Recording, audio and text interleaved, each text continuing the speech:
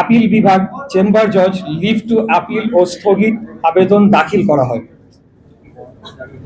29 এবং 30 মে 2025 আপিল বিভাগ শুনানি শেষে কোনো স্থগিতাদেশ না দিয়ে ইসিকে শপথ অনুষ্ঠান আয়োজনের নির্দেশ দেয়।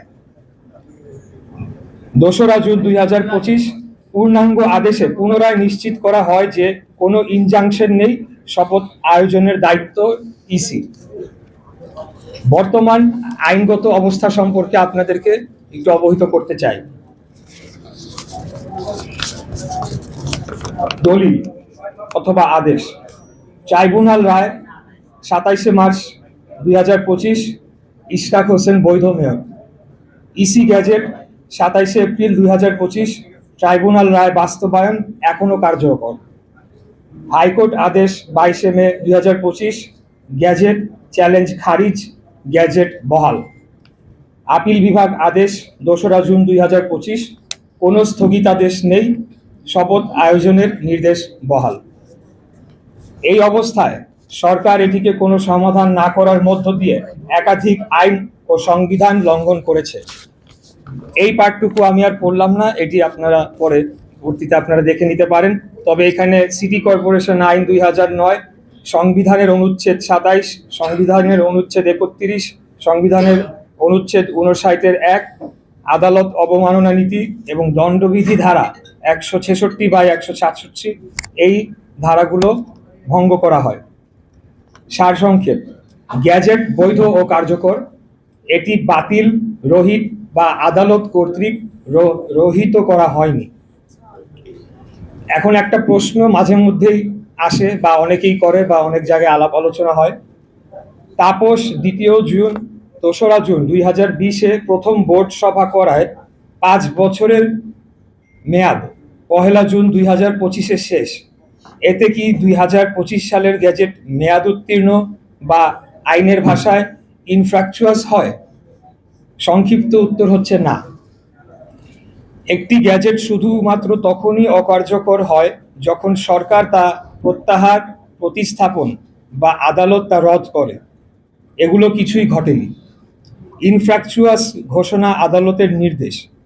যেহেতু প্রতিকার হিসেবে প্রতীকী শপথ, ক্ষতিপূরণ এবং ঘোষণা এখনো পাওয়া সম্ভব এবং বিষয়টি মুট, যেটি আদালতের ভাষায় হয়নি।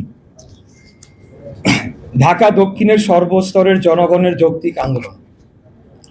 আইনি বাধ্যবাধকতা পালনে স্থানীয় সরকার মন্ত্রণালয়ের গড়িমসি, হীন উদ্দেশ্য চক্রান্ত করে আইনি জটিলতা সৃষ্টি করা ও সর্বোপরি বাংলাদেশ এর সর্বোচ্চ আদালতের নির্দেশ অমান্য করার প্রতিবাদে ঢাকা দক্ষিণের ভোটাররা গত মে মাসের মাঝামাঝি থেকে রাজপথে নেমে আসে এবং প্রায় 1.5 মাস আন্দোলন চালিয়ে যায়। এই আন্দোলন চলাকালীন সময়ে এক পর্যায়ে বৈধ মেয়রের দায়িত্ব গ্রহণ না করার ফলে ঢাকা দক্ষিণ সিটির সর্বস্তরের কর্মকর্তা কর্মচারী ও শ্রমিক কর্মচারী ইউনিয়ন এবং অন্যান্য ইউনিয়ন কর্মবিরতিতে যায়। সর্বশেষ পরিস্থিতি: জনগণের যে সকল অত্যন্ত গুরুত্বপূর্ণ সেবা বিঘ্নিত হচ্ছিল সেগুলো সচল করার জন্য আমার অনুরোধে সোমবার 23 জুন 2025 তারিখে নগর ভবন কর্মবিরতি তুলে নেওয়া হয়েছে। এটার সাথে আন্দোলনের দাবি অথবা সরকারের কোনো চাপ, ভীতির বিন্দুমাত্র কোনো বিষয় নেই। বরঞ্চ অন্তর্বর্তীকালীন সরকার জনগণের সকল আশা আকাঙ্ক্ষা, ন্যায্য দাবি এবং আইন আদালতকে পরোয়া না করে দিনের পর দিন জনদুর্ভোগ সৃষ্টি করে রাখে। এই দুর্ভোগ নিরসনে জনস্বার্থের কথা চিন্তা করে আমরা সবাইকে নিয়ে সকল জরুরি সেবা চালু রাখি। কোরবানি ঈদের পর নগর ভবনের ঊর্ধ্বতন কর্মকর্তারা দৈনন্দিন সকল সেবার কার্যক্রম চালুর উদ্যোগ নিলে স্থানীয় সরকার উপদেষ্টা ও সচিব আঞ্চলিক কর্মকর্তাদের নির্দেশ দিয়ে জন্ম, মৃত্যু, নাগরিক ও ওয়ারিশ সনদ দিতে বারণ করে।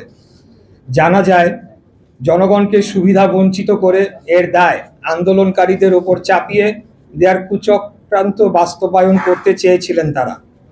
সেই চক্রান্ত রুখে দিতেই কর্মবিরতি তুলে নগর ভবন উন্মুক্ত ও আঞ্চলিক কার্যালয় সচল করা হয়েছে। পাশাপাশি